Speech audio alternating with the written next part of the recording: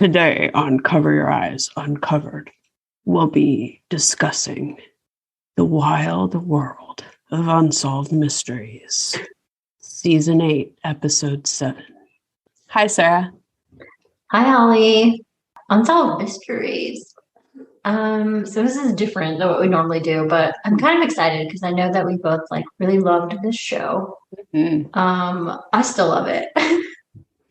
I like the new ones that they made on Netflix too, but they're completely different. It's not even the same vibe or anything. So the old one is the best one, the original. Yeah, I haven't seen the new one. I had recently gone back and started rewatching these, and I had seen a lot of them already. So I kind of wanted, that's why I asked if you could jump ahead to season 8, which actually put us into the 90s, but yeah, it's okay. They all seem kind of the same. I watched it in the 90s. Oh, no, I did too. So we weren't like little babes anymore, but no. Yeah, we were hot babes, not little babes anymore. I don't know. So I feel like this episode was like jam-packed. Really was. It was, wasn't it? Yeah. What made you pick this particular episode? I don't know. I just jumped ahead to like seasons that I thought I hadn't rewatched recently and just was like 8, 7, that seems good. And then I was like, this is good. Yeah. So I just want to say that I feel like they told Robert Stack, he's the host of Unsolved Mysteries, that you can't wear your glasses, but you still have to read the cue cards. Is that why he has this squinty look? The serious, okay. I think so. It worked, though. I love it. I love his voice. I did a terrible job at the beginning. I was just trying to be serious, though. So I watched this show probably since I can remember.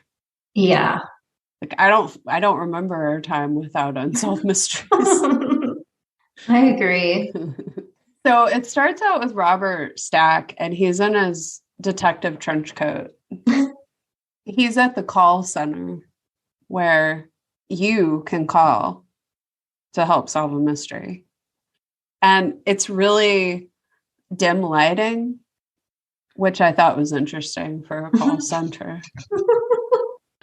It seemed like the kind of call center I would want to work in because the lighting's good. I mean, who wants to work under fluorescence? It's true. I think there's like fog rolling in the background too. I hope so. And everyone's wearing trench coats. We start off with this guy, Tom Keeter. And what we want to know is it a murder or a suicide? Yeah. So I have not heard of Tom Keeter. I'm sure I saw this episode when it came out.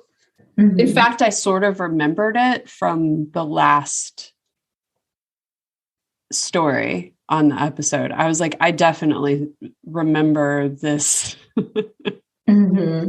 Unsolved Mysteries. Tom Keeter is this guy who was found under... He was crushed under the wheel of his forklift. Okay. Yeah. And the cops are like, oh, this is a suicide. Yeah, what are your first thoughts when you hear that someone committed suicide by crushing themselves with a forklift? Were you suspicious? Well, I immediately thought life insurance money from an accident. But then I thought, well, that sounds like a good yarn and not something that anyone would actually do, which makes me think that maybe it is something someone would do because nobody would ever believe that they would fake it.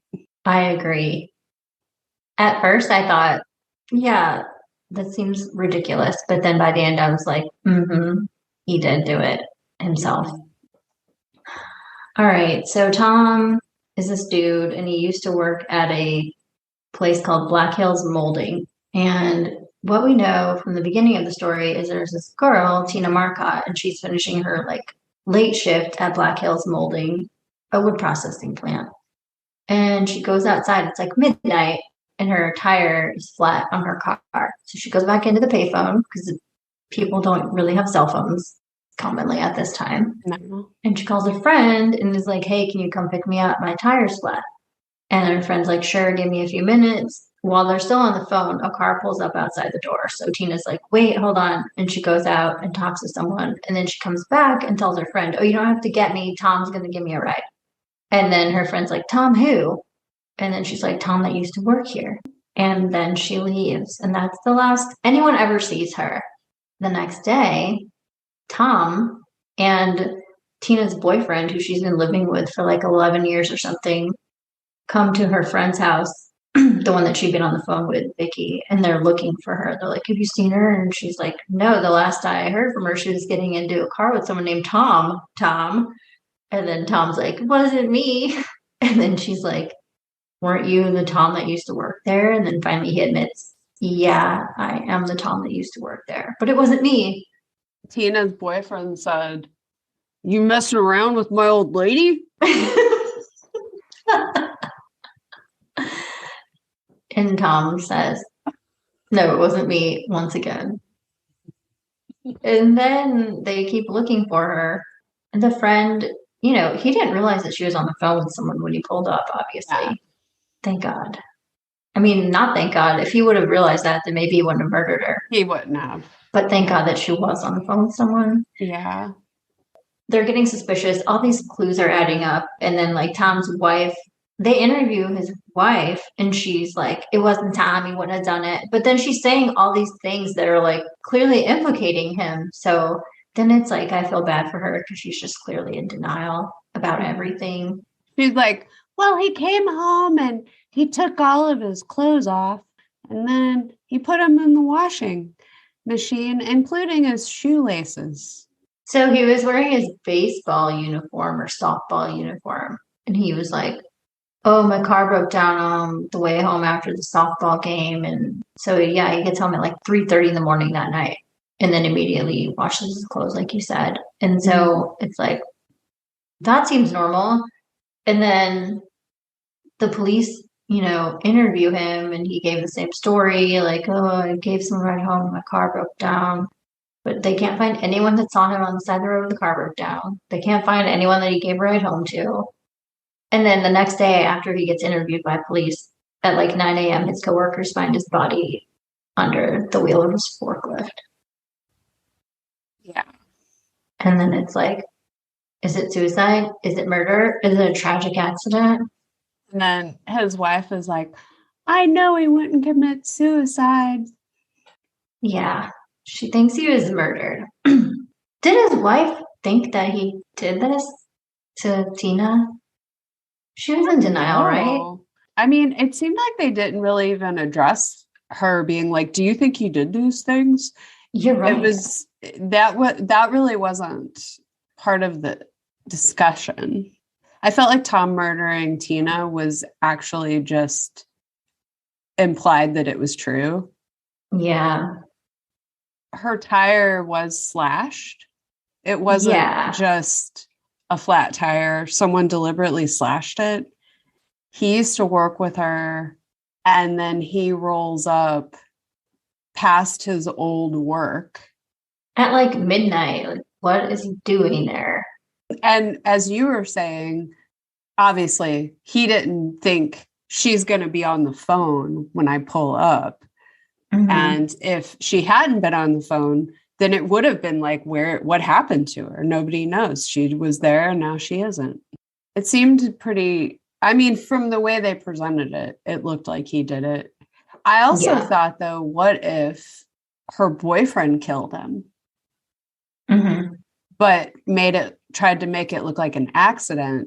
He didn't want to leave an innocent family destitute. But he also wanted to get revenge for his girlfriend's murder. Yeah, I think that could be a possibility. I kind of wondered about that too. The police were like, there's no evidence of him being drugged, but it's like, he could get knocked out and then they could just carry him and place him there, Yeah, and they wouldn't have noticed like, oh, that bruise on his head was from when he got knocked out and not from when he got smashed by a forklift. Yeah. It could help hide a lot of evidence. Yeah. So I think it's still possible that maybe her boyfriend did it, but it was probably him because it was the day right after. So, and Yeah. then, okay, so we're like, not sure, not sure. And then, but like pretty sure. And then they do an update at the end though, right? It took 4 years. And then a judge finally agreed that like there wasn't enough evidence to say it was suicide. So then his wife finally got his insurance money Yes. after 4 years of like raising Yeah. these kids on her own, and so awful. I mean, it's so awful for her in so many ways, but it's like, God.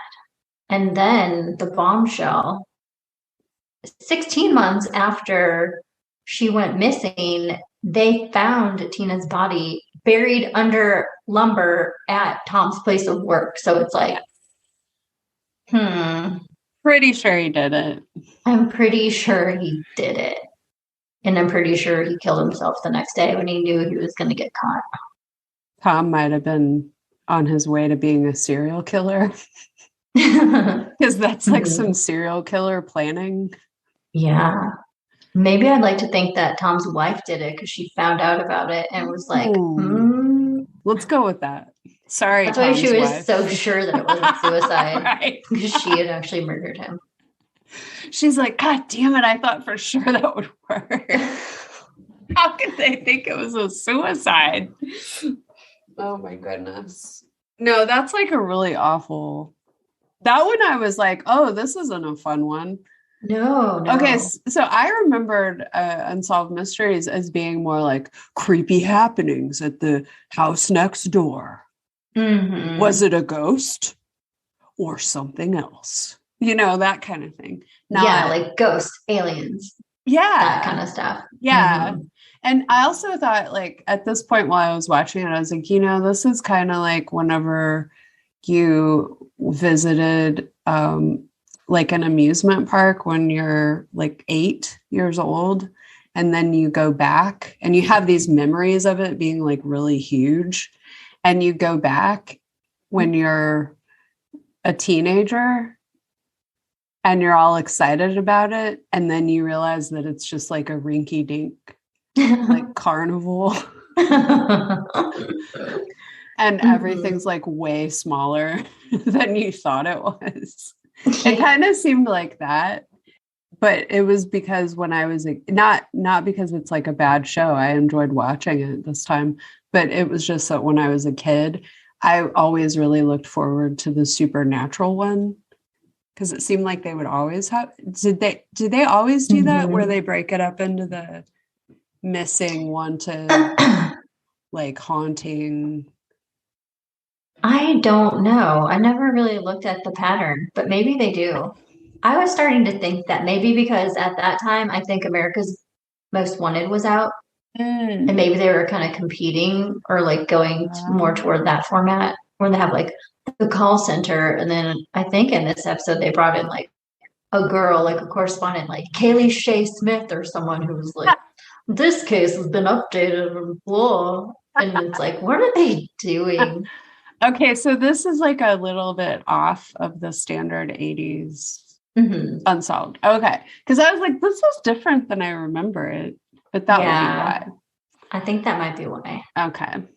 So they still worked in like a little supernatural, but yeah, I think the earlier stuff is more up our alley. They started going more with like true crime stuff later, I guess. Right. Well, I would have liked to have known more about Tina. What kind of books did she read? What was going on at that job when Tom was there? But I mean, that wasn't really what it was about. But I just felt like Tina was the ghost in the story. Then we move on to Wanted, Ira Einhorn.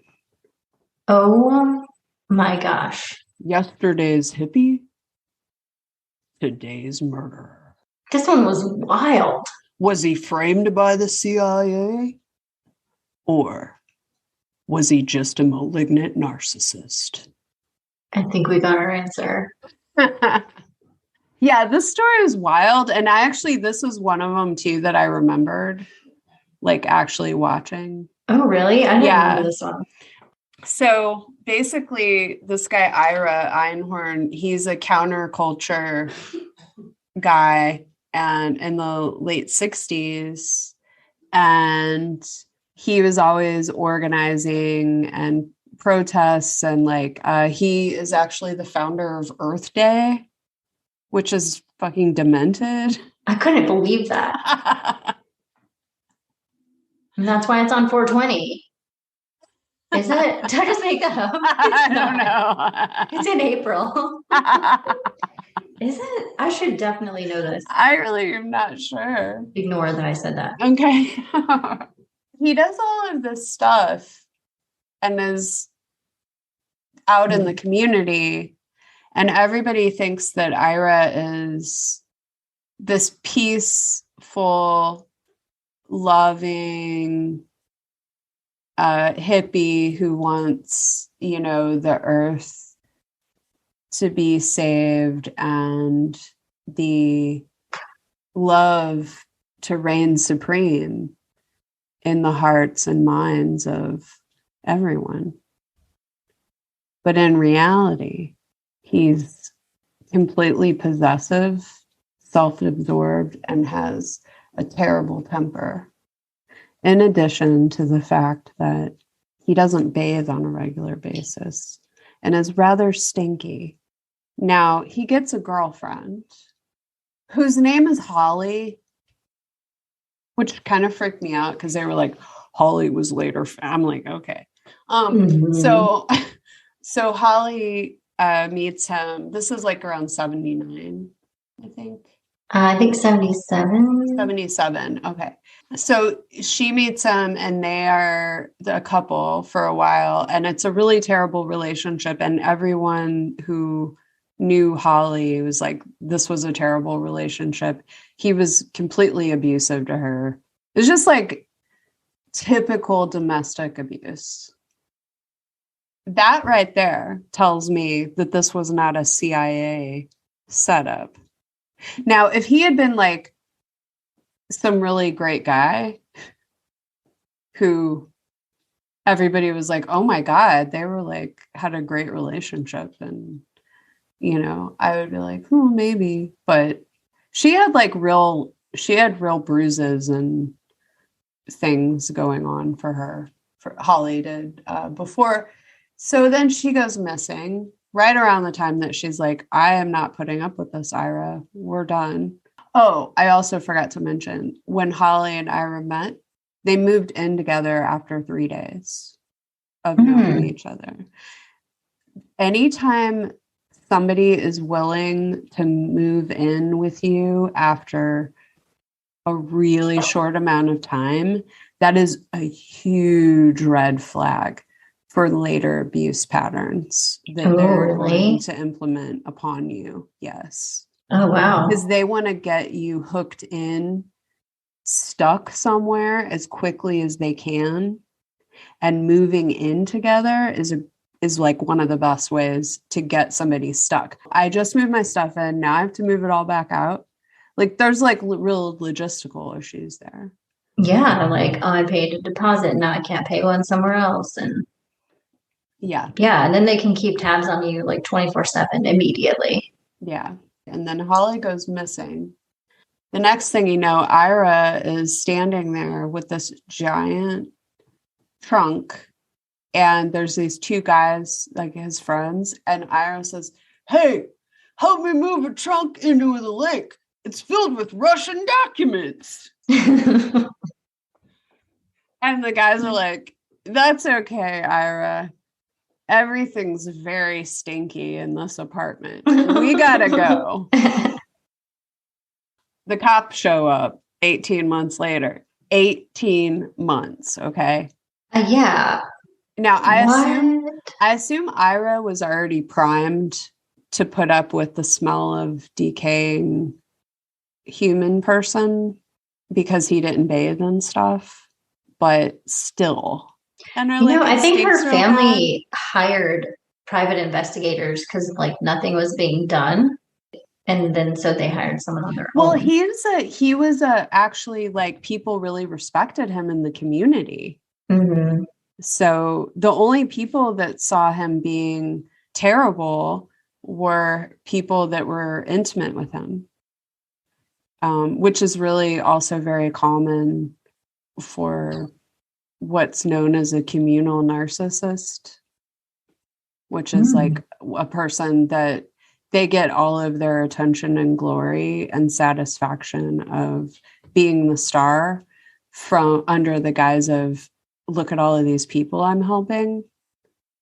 And I feel like we've all been around people where where they were like, they have this big talk about everybody that they help. And you're just kind of like, why are you talking about it so much? Makes me kind of suspicious. Yeah, you're right. It's like the classic, like, well, I'm just, I think I'm a really good person. But on like a bigger scale. Right.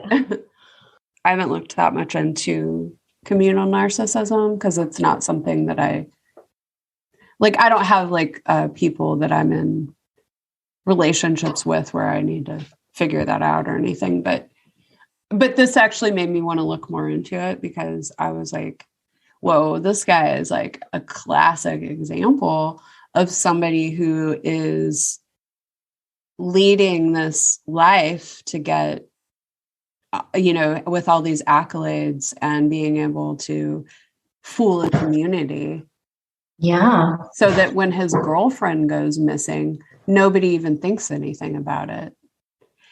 And then finally, the people in the apartment below him are like, what is this brown stuff leaking from the ceiling? And it stinks really bad. And then the cops are there, and the cop that was, he was like, got interviewed. He was like, I knew immediately what that smell was, which apparently if you've smelled it once, you never forget. I mean, I guess if I smelled it again, I would recognize it. I mean, I smelled it in a lab, but you can still smell it. Yeah. Like their body was decayed and like starting to liquefy, basically. So it's a distinct odor.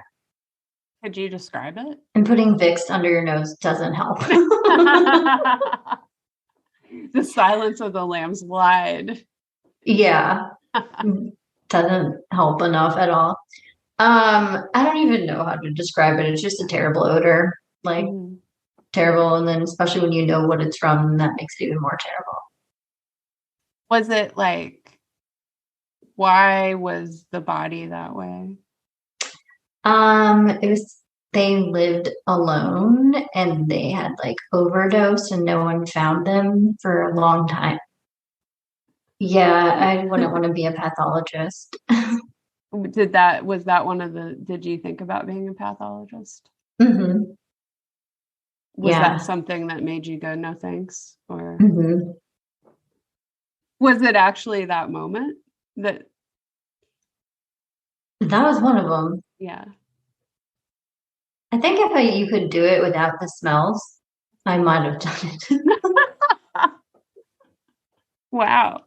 So it's no joke. They're not, these detectives aren't just being. No, it's not a joke. It's powerful and distinct. Did you have a visceral response to it? I mean, I didn't like retch or anything like that, but it's just like, oh man, it's just inescapable, you know? It really penetrates your nostrils and you can't get away from it. I guess it's maybe like living on a farm. You start just getting used to the smells over time and you don't notice them as much. So maybe if I did it for a long time, I wouldn't be bothered by the smells as much, but I wasn't willing to take that risk. And there were a lot of flies in there too. Really? That was probably the grossest part. What? Mm-hmm. Like a lot of flies. Why? I'm guessing just from like people's bodies coming in with maggots on them. Oh, wow. Yeah. Yeah, that's real shit. The flies, that was the other part. They were just like, oh no, because I was thinking, yeah, that's probably where these flies are continually coming from. Because everything was like pretty sealed. They weren't like coming in through the windows, you know, it wasn't like there was a screen door open or anything. It's like they're in there. That was the source. And the doctor was like, well, now you gotta excuse me here because the air conditioner went out again. Wasn't like that. Yeah. No. Oh, wow. I know. So yeah, the ooze coming from the ceiling, that's when I was like, oh no. And the people were like, we told the landlord he didn't do anything. It's like, that's great. I feel like the 70s, a slogan for the 1970s could just be, we tried to tell them, but they didn't do anything. Nobody listens to anybody. And everyone thinks they're right. I mean, that's today. The 80s, 90s, and today. It wasn't Russian documents in that trunk, it turns out. No. It was so terrible. It was Holly. Yeah. Then he's just standing there. They're like all in the kitchen. He just stands there as they're pulling out the trunk. And I mean, he knows what's in there. And then they're like, looks like we found Holly. And he's like, you found what you found. God, what an asshole. I bet that guy really thinks he's right about everything all the time. Yeah. Clearly. I think the statement, you found what you found, is like classic statement of somebody who you could also call the professor as an insult because they don't actually know anything, but they think they know everything. So he's clearly guilty. It's like the body's in his apartment. And then he hires this like big, powerful attorney who becomes a senator later. Mm-hmm. What's his name? Like Warren Spector or something?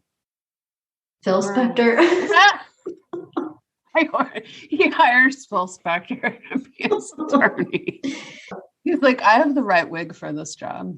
Yeah, I don't remember, but yeah. And so the attorney gets him out on bail when they found a body in his apartment. It's like, how does this happen? Mm. And then he flees the country, of course, like they knew he would. And yeah, he's gone. It's Arlen Spector. Arlen Spector. Okay. Yeah. Not Oren. Close. We're mixing them up. I was talking to somebody, and I was talking about somebody, and I was like, I don't know, he kind of reminds me of Lindsey Graham. And my friend looked at me real funny, and I was like, what? And she goes, Lindsey Graham, the senator? And I was like, no, Lindsey Buckingham from Fleetwood Mac. Very different. Can you believe it? He flees the country. What I think is that the judge was biased because he killed his girlfriend, and that there's a weird empathy that a lot of these guys had for each other back then, of like, well, sometimes you just got to kill your lady. It's like, hey, Joe, where are you going with that gun in your hand? I'm going on down to shoot my old lady. I caught her messing around with another man. That's a classic. And yet, what is it about? It's about killing your girlfriend because she doesn't want to be with you anymore. Tale as old as time. Yeah. So I think there's some bias going on there with why he ended up getting bail. Apparently his bail he had to pay like $4,000, and it was paid by a socialite. Because he was like the hippie du jour. Everyone wanted to be like, oh, I'm friends with this Hippie. Mm-hmm. I'm cool. He He started Earth Day on April 22nd, not April 20th. Close. So yeah, that was like 1979 when they finally found her, and then he fled the country, and apparently he was living in like Ireland and places like that. It seems like they like knew he was there. I kind of missed part of that, but it's like they couldn't get him. And then finally someone saw him. They recognized him from TV, a Swedish viewer. It was also featured on America's Most Wanted, the story. They were definitely competing. Yeah, totally. So anyway, then he got brought in and he did get extradited back to the United States eventually. But they tried him in absentia in 1993. Yes. Which is cool. Yeah, that's super cool. I liked that they did that. I also liked, sometimes whenever people are like weirded out, because I know a lot about murders and stuff, I'm like, yeah, but whenever I'm watching a show about it, or which I don't do that often, but like whatever, I'm like participating in these horrible stories by watching them, I'm like, there's always like a detective or a reporter or a family member that will say something and have a show of emotion that is just so genuine and pure of heart and so very human. And it actually is heartwarming. And there's like this little piece that's heartwarming in this awful fucking story. And I think that's why I always come back to crime.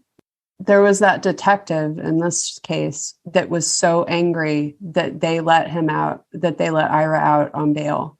And just his expression, I was like, of emotion, I just really warmed my heart in the story. So that was like the thing out of it that I found, besides that he eventually got caught. What happened was that the next story was about a guy who was missing. And he was a bank robber, not a bank robber. I think he robbed convenience stores, and he was diagnosed with schizoid affective disorder, I think. You're mixing up two stories that they showed in a row. I shouldn't have stopped you. I should have kept going. Let you keep going and see what you came up with. Oh my god! What were you so funny? Well, he had schizoaffective disorder, and so then he was robbing banks eventually because he ran away, and then they couldn't find him. After that, is that the story? I kind of zoned out because I was like, I felt really bad. I felt really bad for the guy that they kept showing those reenactments of like the little boy, and he was like getting really mad, or he was like had no emotion, and I was like, oh, that poor little boy. And then I was like, just watched two horrible stories in a row where women got murdered, and I was like, I sort of zoned out for it. And then I was like, when are we going to get to the ghost story? So take it away. Okay, well, let me finish. Let me just say that Ira Einhorn, after he was convicted, he did get sentenced to life in prison, and then he died in prison on April 3rd, 2020, at the age of 79 in Pennsylvania. It would have been weird if he had died on Earth Day. He's also called Unicorn because that's what his name means in German. Oh, okay. Is that why you picked this episode? Because the word unicorn was in it? No, that was just another bonus of picking this episode. Okay. So yeah, the next one was the boy, Jim Kimball, I guess, who was lost.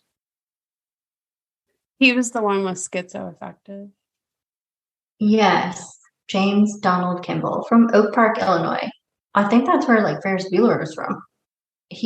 Everyone in John Hughes movies from there.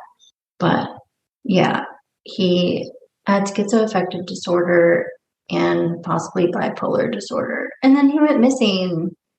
1993, yeah, on Easter weekend. He So came home to visit the family for Easter and had a nice time, but then he got upset at the family's speaker system, and he was starting to have a tantrum, his brother said, and then he just left, and then they never saw him again.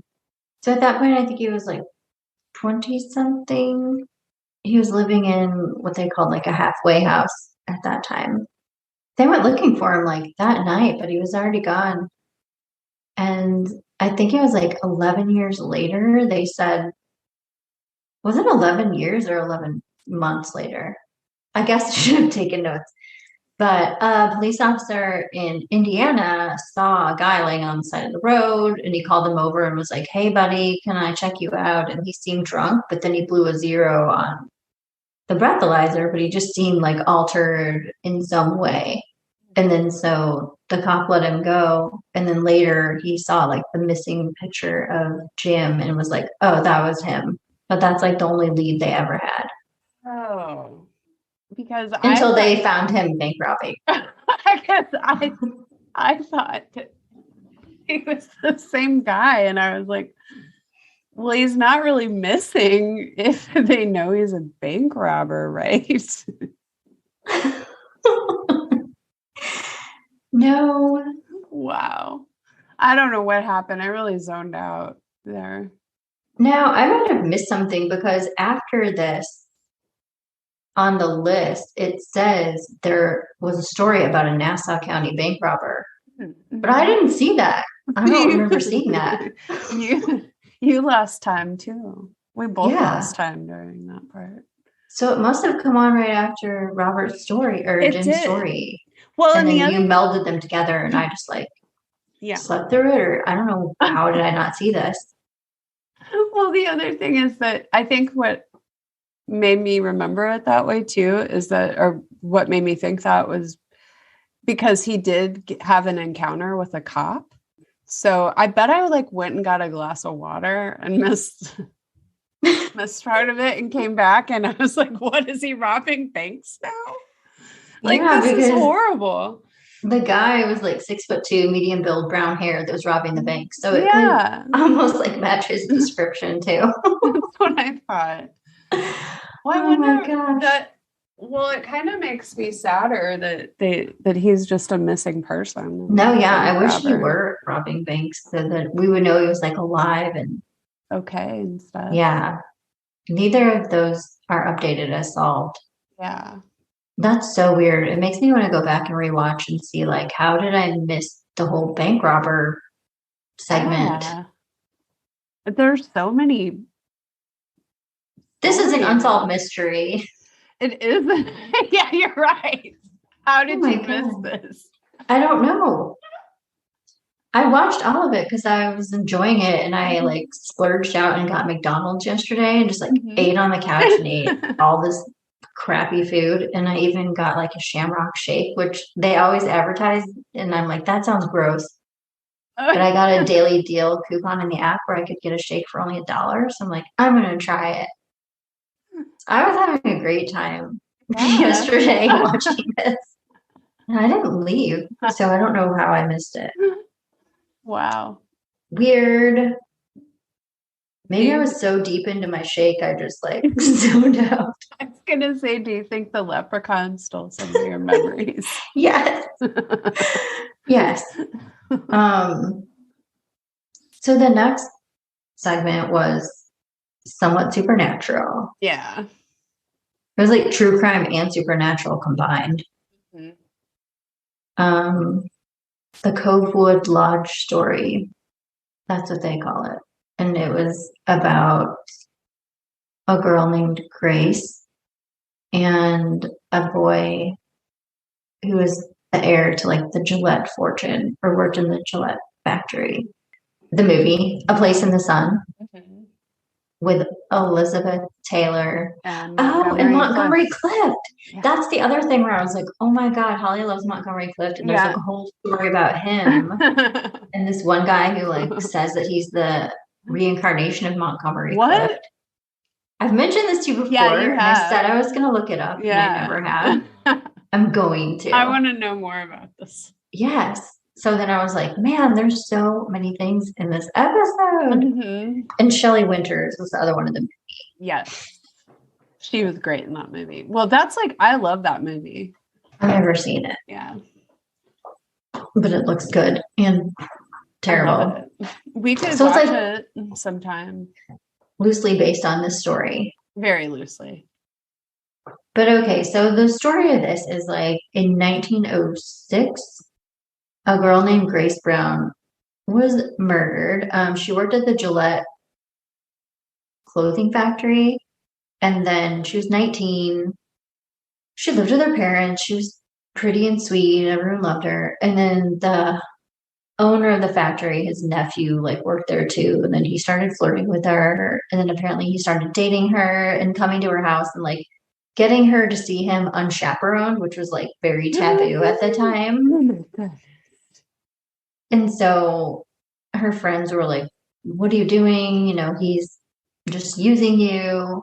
But she was in love with him. And it was probably like her first love. I mean, she's 19 in 1906, you know? Oh my God. And she's like, oh, he's wealthy and he's handsome and he loves me. But then she would see him like out on he never took her anywhere though. He never took her on dates or out to dinner or anything. And then she would see him like outside of the factory talking to like wealthy socialite women, which would be more acceptable for his class. So she was just like his dirty little secret that he was using, sounds like, unfortunately. Yeah. But she didn't know that for sure. And she was in love. And then, of course, she gets pregnant. And then she's like begging him to marry her because if you're unmarried and pregnant in 1906, ladies, kill yourself. Yeah. That's how pro-life, that if you're an unwed mother, society is happier with you if you kill yourself and your baby than if you have the baby and then everyone communally takes care of the baby because it's a human living breathing creature and bringer of beauty and joy called a baby. Jesus, that's what it made me think of. It's basically like a death sentence at that time that they're either going to like completely ostracize you from society. Her family probably would have kicked her out. She would have been like penniless and destitute and alone. Everybody would abandon her. Her friends would probably abandon her. She'd get fired 100% for sure. For sure. And but really the big question is, why was she seeing this boy without a chaperone? Exactly. I mean, now this is why people had to have chaperones at the time.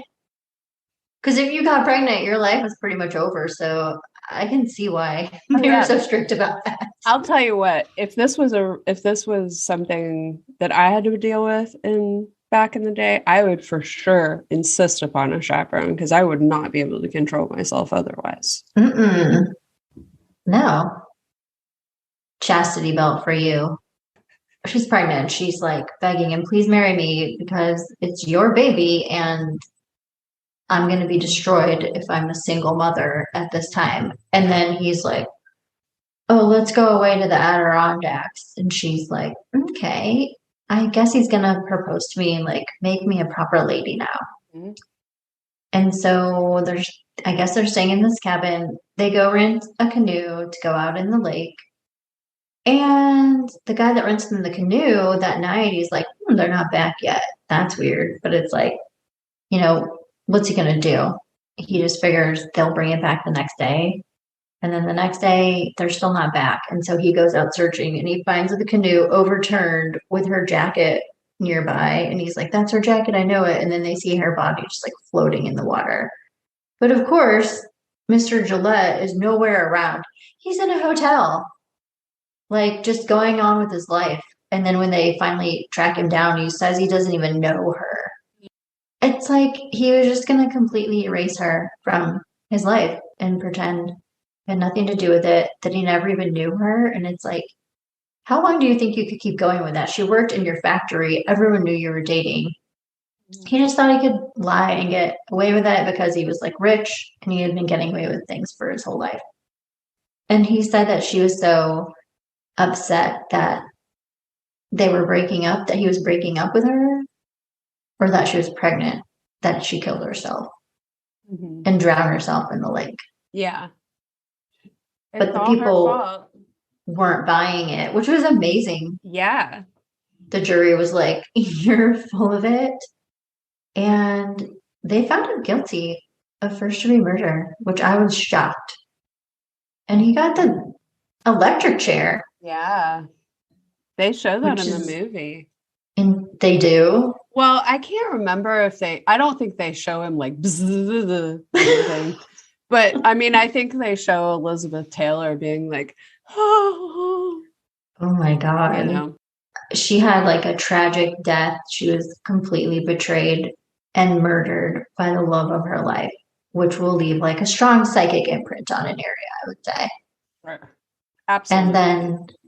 And then not only that, she was then basically like slandered all over the place by him. And in the media, he tried to make himself out to be like a sympathetic figure.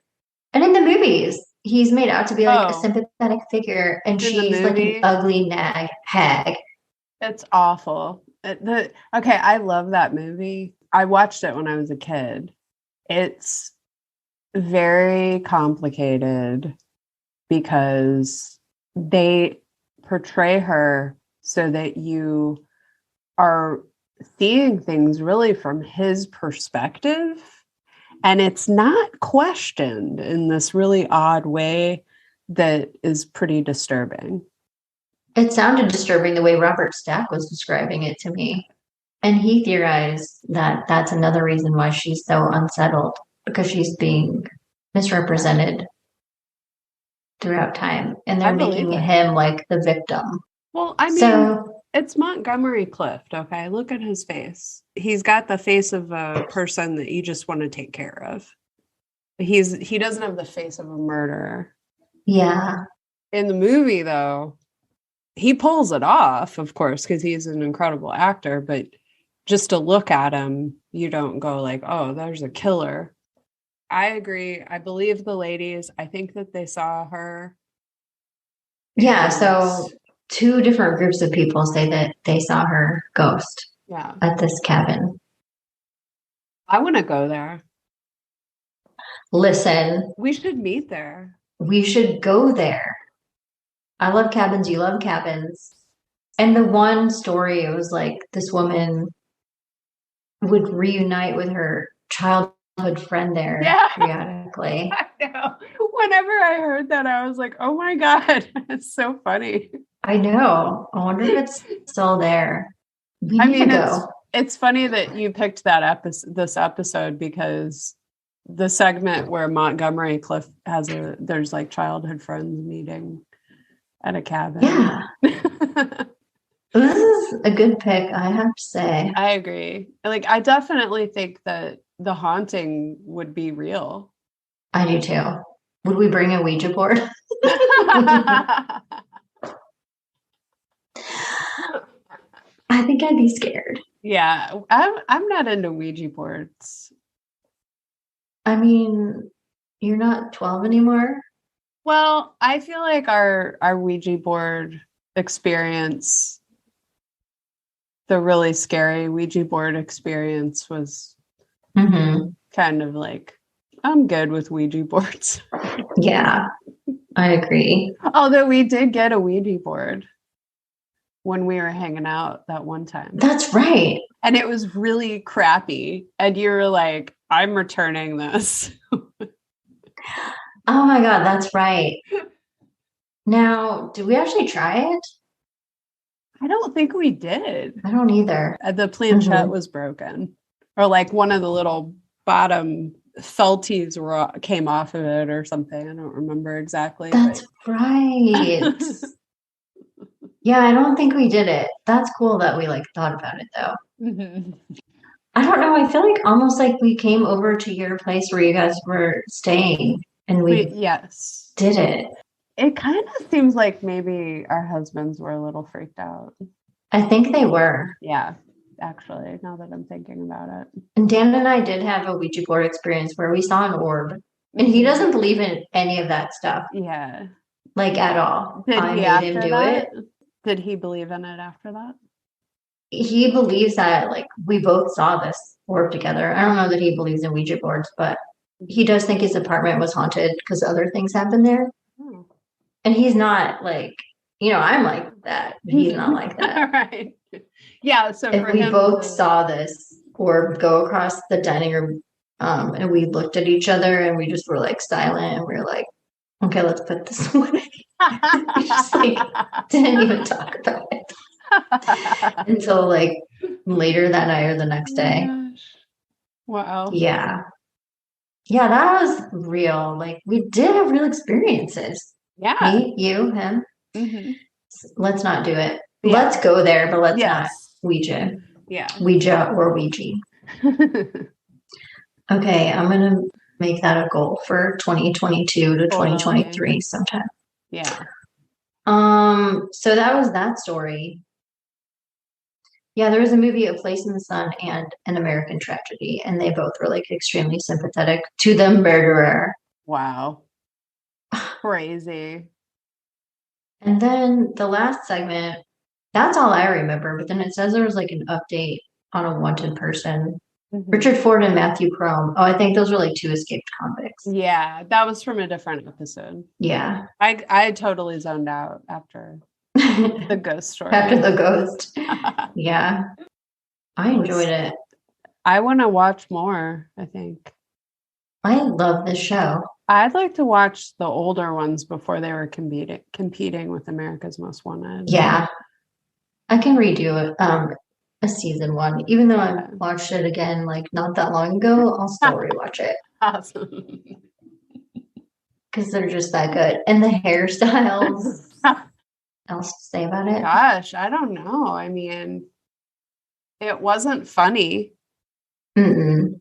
I guess I thought maybe it would be like kind of funny, but it wasn't. It was very serious.